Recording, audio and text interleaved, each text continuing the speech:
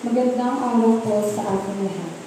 Ngayon ay nagdiriwang tayo ng ikalimang linggo ng Palasyo. Kadalasan maraming nagsasabi, ang tunay na pagbabago ng sarili ay hindi lamang dapat sa salita, kundi pati na din sa gawa. Ito ay sa pamamagitan ng paglilingkod sa Diyos ng buong puso at kaluluwa at pakikipagkapwa. Ito marahil ang nais ng Panginoong Hesus na gawin natin. Pinaglingkuran siya ni Maria at ipinadama niya ang buong puso niyang hangad na mapagsilbihan ang Panginoon sa pamamagitan ng pagbubuhos ng pabango sa paa nito. Sa ikalimang linggo ng Kwaresma, gawin nating makatotohanan ang pagbabago, pagbabalik loob, pakikipagkapwa-tao dahil ito ang batayan ng ating pagiging tunay na alagad ni Kristo. Atin din pong isama sa ating mga panalangin ang nagdiriwang at nagdiriwang ng kanilang kalawan na sina Myron Frias, Irish Villavicencio, Mark Ivan, Mena Victor Las, Erica Celda, Rome Erickson Celda, Emily de los Santos, Flor Saludes, Julina Villavicencio, Telmo Lianzares at Zaika Quijano. Magsitayo po ang lahat para sa pagsisimula ng banal na misa.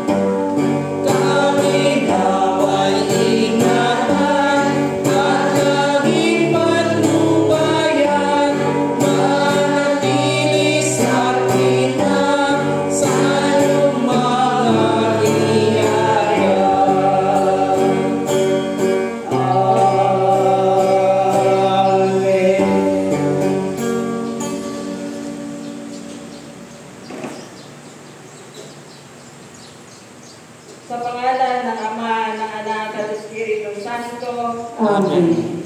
Makapangyarihang Diyos, lahat ng puso ay nakahiyang sa iyo, lahat ng nasa hangarin ay nababatid mo, at walang lihim na naniningit sa iyo. Linisin mo po ang aming mga puso sa pamagitan ng iyong Espiritu Santo, upang kami tapat na umibig sa iyo at marapat na pumuri sa iyong banal na pangalan, sa pamagitan ni Jesucristo ang ating Panginoon. Amen. Mga kapatid, pakinggan ninyo ang sinasabi ng ating Panginoong Jesucristo. Ibigin mo ang iyong Panginoong Diyos ng buong mong puso, ng buong mong isip at ng buong mong lakas. Ito ang una at dakilang utos. At ang pangalawa ay tulad ng una. Ibigin mo ang iyong kapwa tulad ng iyong sarili. Sa dalawang utos na ito ay nababatay ang buong katuruan at kautusan at mga propeta. Magsinuhod po ang lahat. Halina mga kapatid at pagsisihan natin ang ating mga pagkakasala sa Diyos at sa ating kapwa. Amen.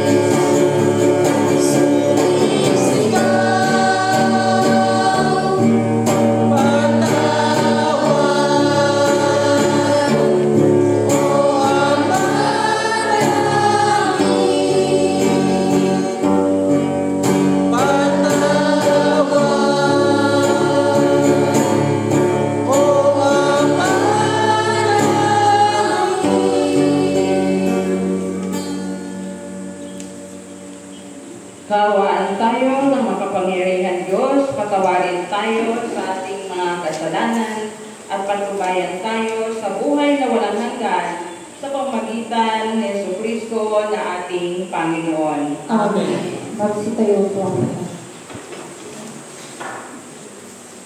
Panginoon, maawa ka. Panginoon, Panginoon, maawa ka. Panginoon, Kristo, maawa ka. Kristo, Kristo, maawa ka.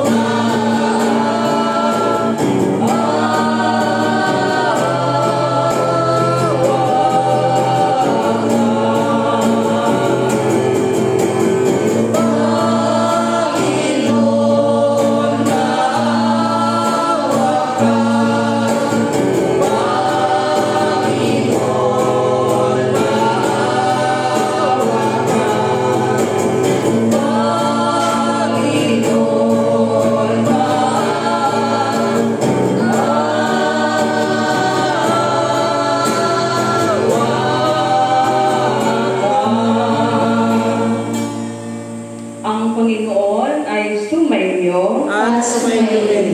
tayo'y manalangin. Makapangyarihan Diyos, dahilan sa iyong walang hanggang pag-ibig, ibinigay mo sa amin ang iyong pinakamamahal na anak para sa aming kaligtasan.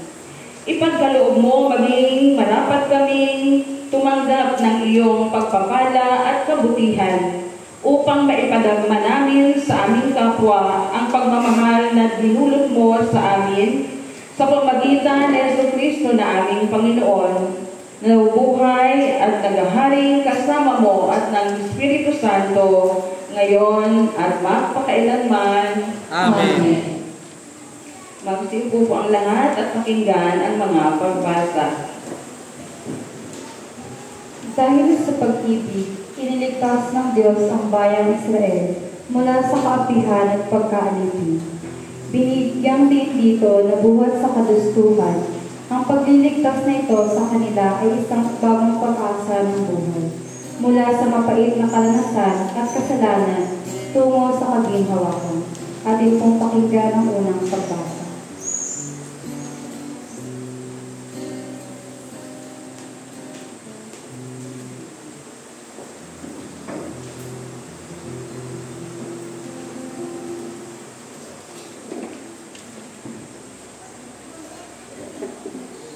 Unang pagbasa, Isaya 43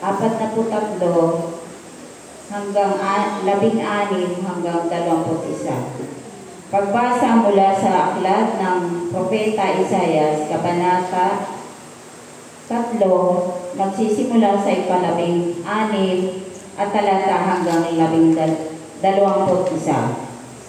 Iyan ang sinasabi ni Yahweh na siyang gumawa ng landas upang mayroon sa gitna ng dapat sa kapangyarihan niya.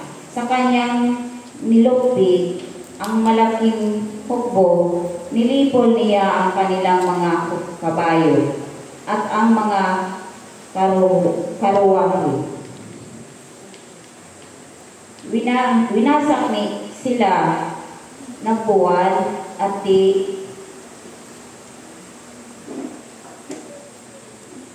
kabangon. Parang isang ikaw na nanamatay. Naningas ito sa sinabi niya ang mga nangyari noong unang panahon.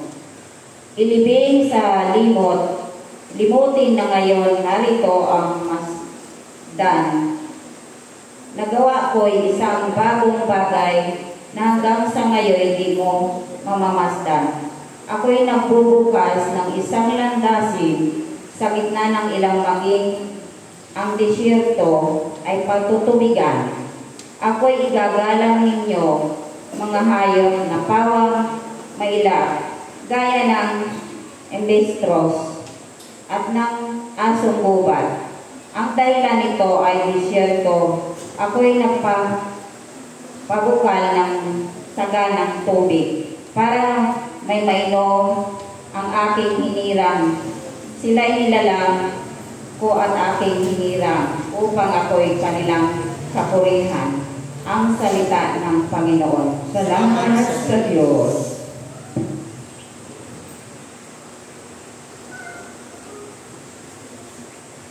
Salmo Responsorial. Tugon, Yahweh, sa bayan namin kami ibalik, ang gawa mo'y dakila, anong dikit. Yahweh, sa bayan namin kami ibalik, ang gawa mo'y dakila, anong dikit. Nang lingapin tayo ng Diyos at ang Siyon ibalik, ang nangyaring kasaysay parang isang panaginip. Lahat tayo ay natuwa, masasayang nagsiawit. Ang sabi ng mga bansang nagmamasid sa paligid, ang ginawa ng Diyos nila ay dakila, anong dikit. Tugon, Yahweh, sa bayan namin kami ibalik, ang gawa mo'y dakila, anong dikit. dakila ang masasabi, pambihira ang ginawa. Kaya naman kami ngayon, kagalakay di kawasa. Kung paanong inuulan niya ang mga tuyong batis, sa sariling bayan namin, kami Yahweh ay ibalik. Tugon, Yahweh, sa bayan namin kami ibalik, ang gawa mo'y dakila, anong dikit. silang mga nagbubukid na nagtanim na may luha, bayaan mo na mag-aling masasaya at natutuwa. Yawang mga nagsihayong dalay bihit na nanangis, ay aawit ng may galak, dalay ani pagbalik. Huling tugon. Yahweh, sa bayan namin kami ibalik, ang gawa mo'y dakila, anong dikit.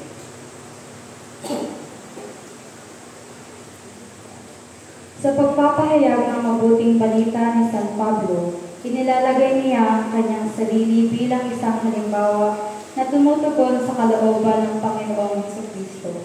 Siya ang nagpatotoo sa mga bagay na kanyang naranasan. Ang mahalaga ay ang pananampalatayang nakabase sa paggawa at hindi ang pagsunod sa kautosang naman lamang mula sa nakagawian ng mga matatanda. Ang mahalaga para kay San Pablo ay ang panipuguhin ang sarili na nakabatay sa kagustuhan ng Diyos na nasa langit. Ating pong pakinggan ang ikalawang pagbasa.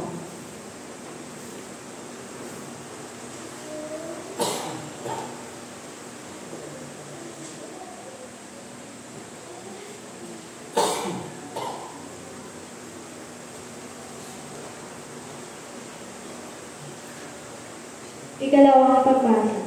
Pagbasa mula sa sulat ni Apostol San Pablo sa Galatians. Kabanata 3, nagsisimula sa 1 at talata hanggang 14. Oo, inaari kong laguhin ang lahat ng bagay bilang kapalit na lalong mahalaga. Ang pagkilala kay Kristo na ating Panginoon. Ang lahat ng bagay ay pinalagay ko walang kapuluhan. Makamtap ko lamang si Kristo. Lalubos na makikiisa sa Kanya. Hindi ko hangad na maging matuwid sa pamamagitan ng kautusan, kundi sa pananalig kay Kristo. Ang maging matuwid ko ngayon ay kaloob ng Diyos, batay sa pananampalataya. Ang tanging hangarin ko ngayon ay lubusang makilala si Kristo, maranasan ang kapangyarihan ng Kanyang pagkabuhay na magmuli, makahati sa Kanyang mga hirap, at matulad sa Kanya, pati sa Kanyang kamatayan, sa pag-asang ako'y muling bubuhayin. Hindi na makamtan ko na ang aking bagay na ito, hindi rin sa ako'y ganap na. Ngunit, sinisikap ko maikatatuparan ng layunin ni Kristo.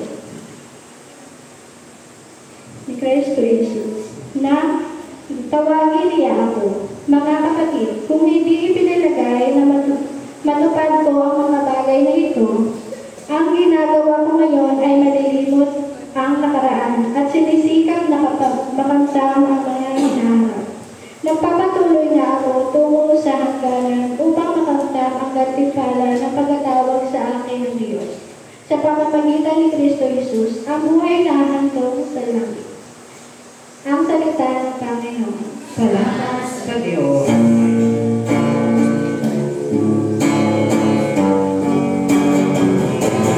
Nakalungkot lahat bilang pagbibigay galang sa banal na Ebanghelyo.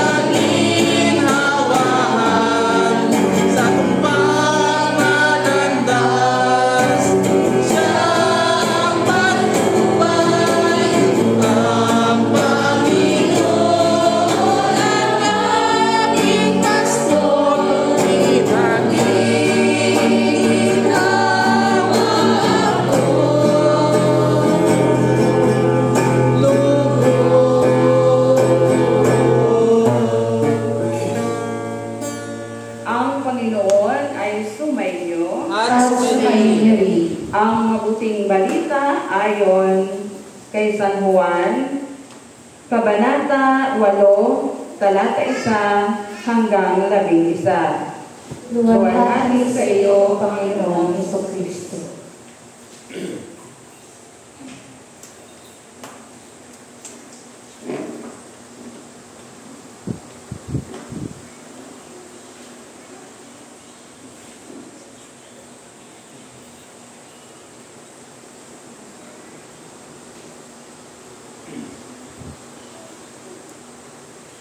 Noong panahong iyon, si Jesus ay pumunta sa bundok ng Olibo.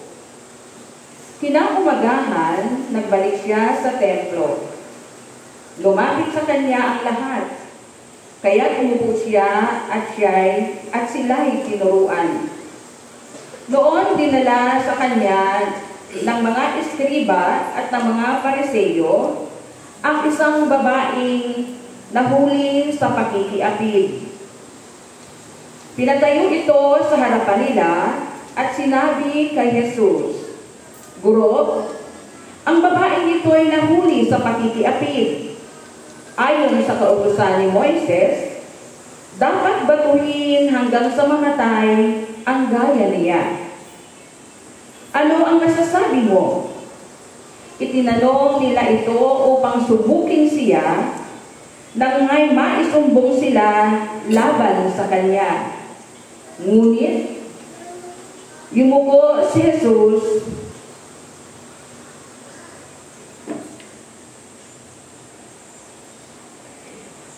at sumulat sa lupa sa pamagitan ng daliri. Ayaw nilang tigilan ng natatanong si Jesus, kaya sila'y tiningnan niya at sinabi ang ganito, "Sino man sa inyo na walang kasalanan, ang siyang maunang bumato sa kanya." At muli siyang yumuko at sumulat sa lupa.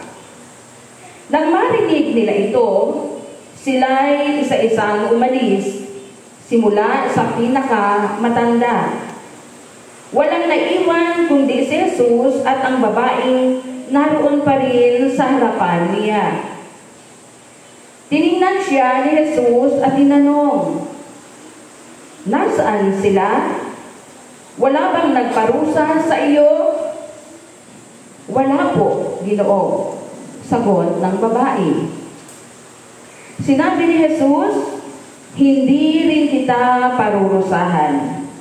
Humayo ka at huwag nang magkasala muli." Mga minamahal na kapatid, ang mabuting balita ng ating Panginoong Jesucristo.